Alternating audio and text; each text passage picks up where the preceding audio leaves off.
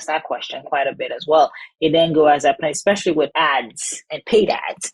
How do you tell a client to, not per se reinvent, but how to proceed? Yeah. So after we discover their archetype, which really simplifies a lot of things and it puts things into focus, then I focus on, well, what's the best way for you to get out there? Because out of the, 170 things I could recommend, I want to make sure there are three things happening. Let's learn how our next guest gets up, dress up, and show up on purpose. Enjoy the episode.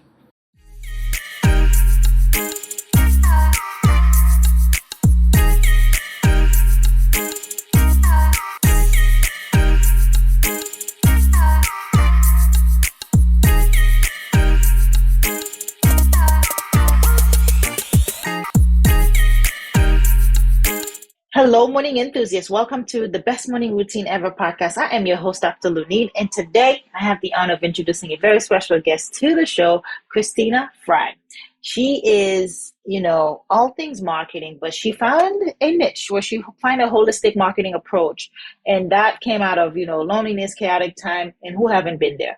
But she used that as a powerful way to actually create Innate Marketing Genius, where she helps solo business owners find their own voice, how it is with branding, market to their strength, their genius zone, and then to get the right client consistently. So it's really exciting to hear about how she runs this boutique and, of course, the courage that she had to move all the way to Boston on her own. I'm actually from Boston, so I'm curious, Christina, where you moved from so we can start there. But welcome to the show. Thank you. Thanks, Dr. Lini. It's great to be here.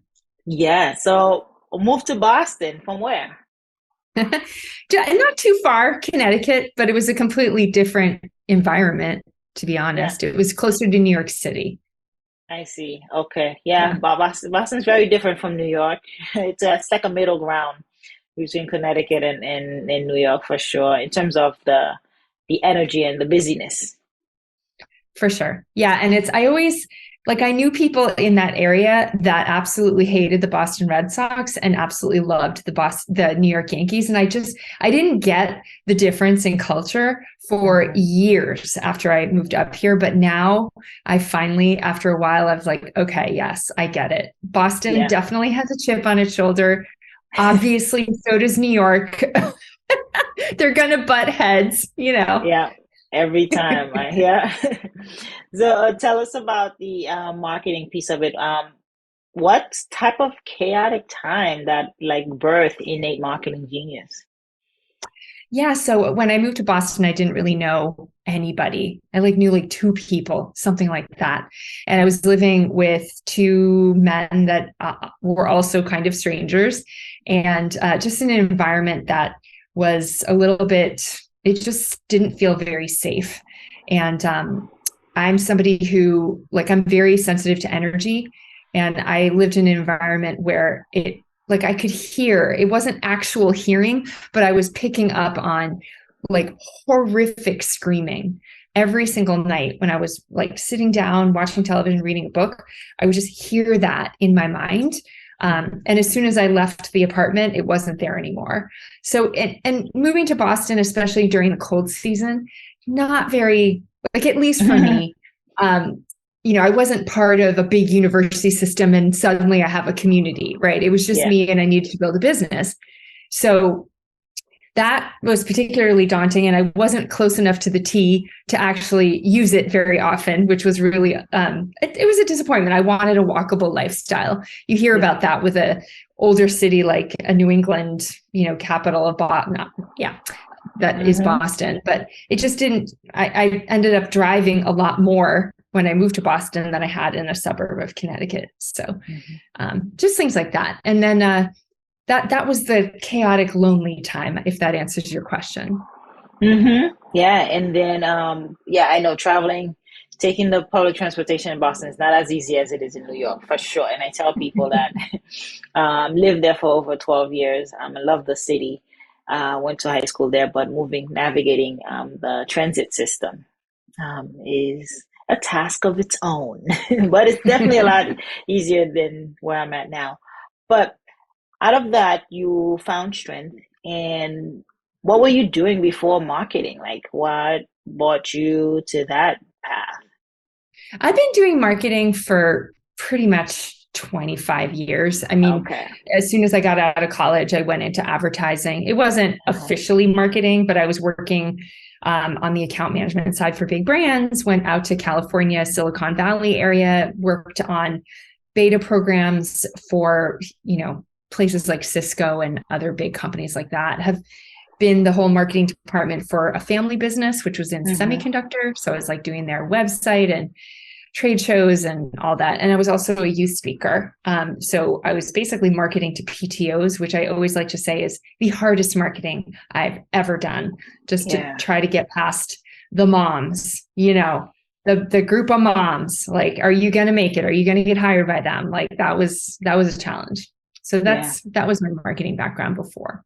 Okay. And then you took the leap and started your own Innate Marketing Genius. And how's that been?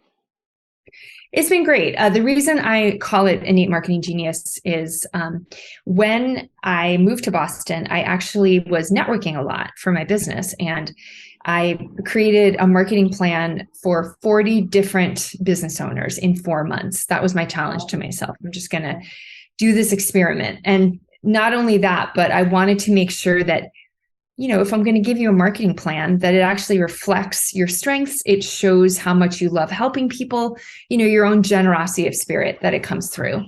Yeah. And so I took people through a process where they could really connect to that, beyond just being a real estate agent or an accountant or a financial advisor. It's like, well, how do you absolutely love helping people?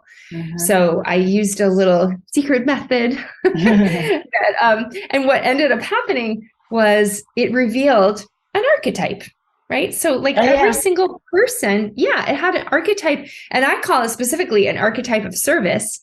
So like, who are you when you're totally loving helping people? And Mhm. I doing that for 40 different business owners, I discovered that there were these categories, which I will just list them for you. There are nurturers, adventure guides, door openers, steady presences, and celebrators.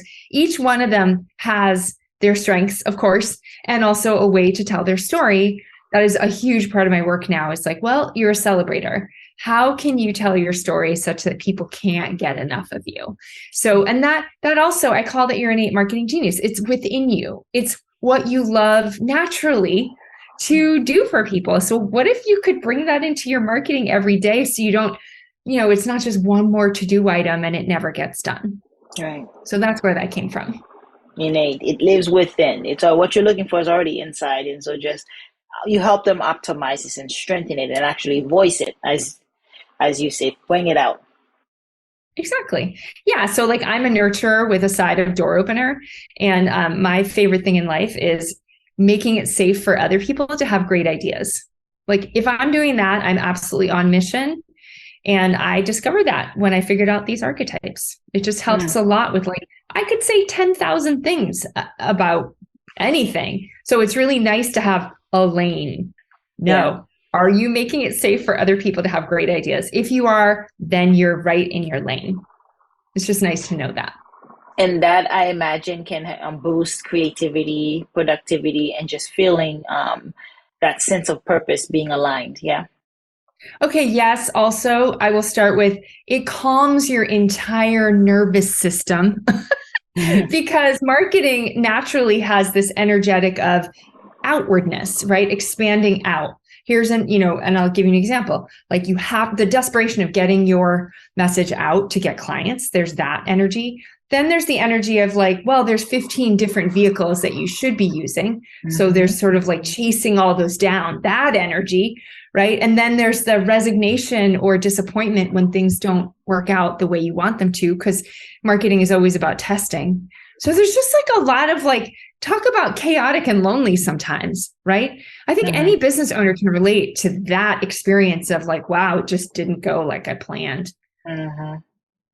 And then what? What do we do? And I know I asked that question quite a bit as well. It then go as I play, especially with ads and paid ads. So how do you?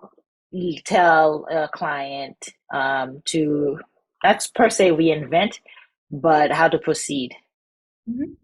Yeah. So after we discover their archetype, which really simplifies a lot of things and it puts things into focus, then I focus on, well, what's the best way for you to get out there?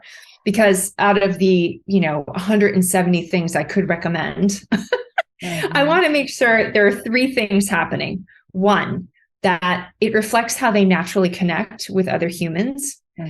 2, that it meets their business needs, which are unique to every, like some people need a big reset of their business. Some people need to grow their list, like very different needs. And then 3, what is your marketing archetype? Those 3 things go right into that decision. And typically these are content rich strategies that they take some ramp up time, right? So like a signature talk, a podcast like you're doing, you don't just wake up one day and flip a switch and suddenly you're doing a podcast. Like Dr. Lunid, you took some time to think about what's the topics I want to do? Where am I going to host it?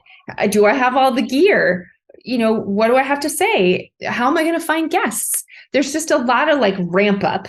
Yeah. And then my job is to get them, not only they're just feeling great about their strategy, but they also have the habits, which is why I love the name of your podcast, Best Morning Routine Ever. It's like, yeah, I want my clients to have the best marketing day ever because they're not spending the whole day doing it and they're getting results. And it's tailored to them. And I think that's the approach that is so pivotal in this piece right here. Is like it's tailored, it's looking at their archetype, and so that it cannot be replicated or duplicated, right? It is as authentic as it gets. So that's what stands out, kind of like the morning routine. You create it for you so that it can produce the results you need throughout the day. Absolutely. Which is fascinating. So how do we get from the place of we decide how we want to live in a joyful, purposeful life, servicing to other people? Because I know you were in that space for a while as well, servicing others, and then, kind of ramp up to the world and into life itself, right? Like, how do we get that meaning? Well, what I think that you are asking is, and let me know if I'm off here, is, how do we take that show on the road? Like, how do you take those ideas once you get them and make it happen? Yes. Yep. Yes. Yeah. So that is why when I work with people, little plug, it takes 4 months. It's not like a couple of meeting situation here. There's a planning session that's 2 hours and then 5 accountability and action sessions. So, and I'm also the copywriter during that time, just in case somebody needs that. So I'm not going to lie, like there's got to be some good work going on to get it. Because again, it's not just churning out the content. It's also finding your voice within that. Like, again, I'll just use you as an example. You knew you wanted to do a podcast, I guess, but there's a million ways to do it. There's like some people are really, huge energy, sassy, coming at you 100 miles an hour. Some people are unbelievably quiet, and there's pressure to stand out and be a certain way. And so I just want to make sure that people, they do it enough. They're like doing the podcast enough that they realized, I don't need to be like that other podcaster. This is and even me telling them what their archetype is, sometimes it takes a while to like get comfortable with that. You're so used to trying to please everyone and grab all the attention and business you can get. So like, what would it be like if you actually could feel confident and settled and peaceful in the voice you have? That takes some practice. And so that's where the work comes in. You said it's about what, 5 months, 5 sessions, I think you said. And it's owning that and then being able to execute it to providing the service to others, essentially. Yeah. And the providing service to others is simply related to, whatever marketing you're going to do. It's not just going to be a bunch of noise or a bunch of, what do you call it? Like bells and whistles that you're offering. It's more like, hey, I would like to just right now help you change your life even before you hire me. Right. Like, I'm hoping that if somebody's listening to this podcast, they're thinking, wow, I have an innate marketing genius. Let me figure out what that is. So like your listener will hopefully hear a value immediately. I'm sure, I mean, I'm a podcaster, so I can just go here. Like probably in your show notes, there will be a link to my free assessment. Like people can find out in 5 minutes. Mm-hmm. So that's what I mean. It's like, yeah, this podcast is free for people to listen to, and there will hopefully be immediate value. I mean, otherwise, why even listen to a podcast, you know? Right. So yeah, giving, that's what people would call, not per se freebie, but adding value, right off the Yeah, bat. Yeah. exactly. Okay. Tell us you listed the five archetype. What are the difference between, four of them? All commonality, right? What's the grounded, piece that you see across the board? Yeah, well, I may have already said this a million times, but I'll say it again, which is, you know, there's a way of being that each human seems to have where not only are they energized, but they also are benefiting others. Usually those two things, just historically speaking, have been separate. Either you're martyring yourself and serving with no boundaries and you're giving it away until you're exhausted. Or it's all about you. It's all about me. Yay for me. You know, let me just be the Instagram influencer, the stereotype that just gets all the attention because of the makeup that you're putting on or whatever is happening there, right? So what I'm seeing as a common thread through those 5 archetypes is that you can have both in a healthy way, meaning not only do you feel alive and sort of maybe not the center of attention, but just like alive and vital. And you can also help others at the same time, which basically means everybody wins. Who doesn't want to live that way? Right. You know? Right. So that's the common thread through all the 5. And I'm, you know, if I have an obsession, it's to discover like every human that I get my hands on. It's like, well, what's yours? Because you have that lane of service, you know? Yeah. Well put. So let's talk about sometimes it's hard to find your purpose, and I know there are habits and principles you can put in place to make it happen. And I honestly believe it starts with your morning routine. It starts with the first 10 minutes of the day, kind of get you going, revved up for it, to show up for the rest of the world, show up for others. Let's talk about yours in particular. How do you get up, dress up, and show up? I have 2 things. One is really a direct answer to your question around like, how are you getting ready to serve? So it's a 10-minute daily mindset practice where I pretend I have all the resources and money in the world, and I can decide what to give to all of life in that minute. So I ask that question. I just close my eyes. What feels good to offer to life today?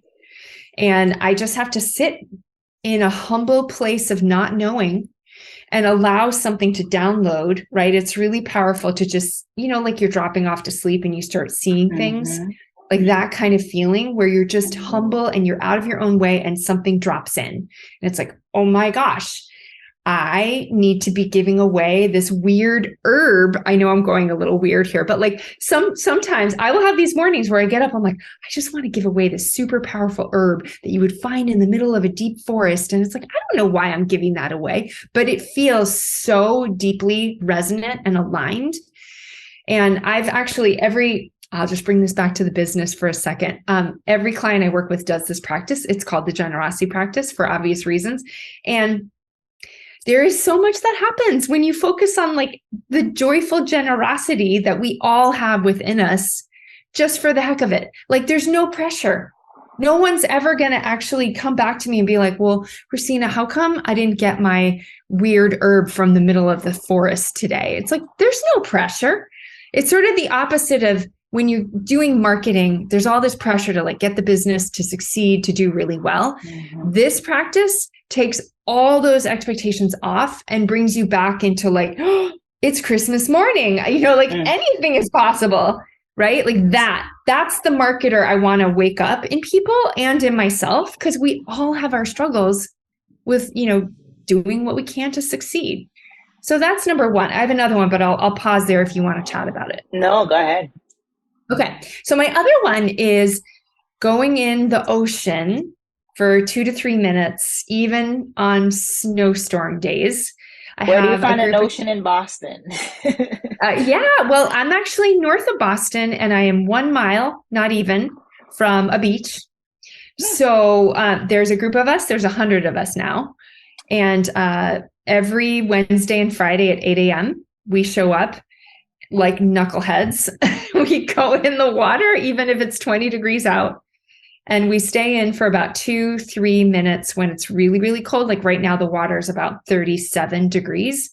Yeah. So you don't stay in very long for that. But that, oh my goodness gracious, what a way to, I mean, I could talk about that forever. I'll Are say a you couple things. submerging your whole body, or you're just dipping your Yes. toe in and out? You're submerging No, yourself. no. We're going all the way in up to the shoulders, which by the way is the worst part. Like it's so, it stings at the shoulders. Yeah, we're going all the way in. And that's why you need the other people around, because otherwise Yeah. you'd never do it on your own. I wouldn't, Yeah. So you can imagine the kind of energy you get from doing that. And also for me personally, so self-confidence, like, hey, I've got this. I can do this crazy, really hard thing. So I probably can do other hard things. Yeah, that's true. Especially when you're doing it for you're holding yourself accountable, right? When there's accountability to you, it builds your confidence. You can do other things. I totally agree, and that's the power of like being intentional in the morning. It's the power of being intentional about certain practices that you do just for you, because it helps you show up for the rest of the day. It helps you show up for everything else in your life. It's like it's an effect. It's so true. And especially when, you're running your own business or doing your own project, like you're it, like there's no big team. There's no rituals that a company is doing. There's no HR department. It's you. Yeah. So you have to like set a tone and pick a good one for the rest of the day. I totally see what you're talking about. Yeah. That's quite insightful. Yeah, thank you for sharing. Give you opportunity. Tell us, how can we connect with you? Where can we find you? Oh yeah, thank you. So my website is Innate, so Innate, INNATE, innatemarketinggenius.com. And a really great way to sort of dip your toe in the water or check this out is to find out what your archetype is. So just look for that assessment. It's like one menu in, you'll find it. It's like under how to be you. But the other easy way to get there is just innatemarketinggenius.com/assessment. That'll get you right there. So that's a great way to start. And then you'll figure out, am I a door opener? Am I a steady presence? Et cetera, et cetera. Very nice. Yeah. And that can actually help with a lot of the branding and marketing and how to find your voice and find the right client consistently. I like that you put that over and over, getting the right client, and then you're living in your genius zone.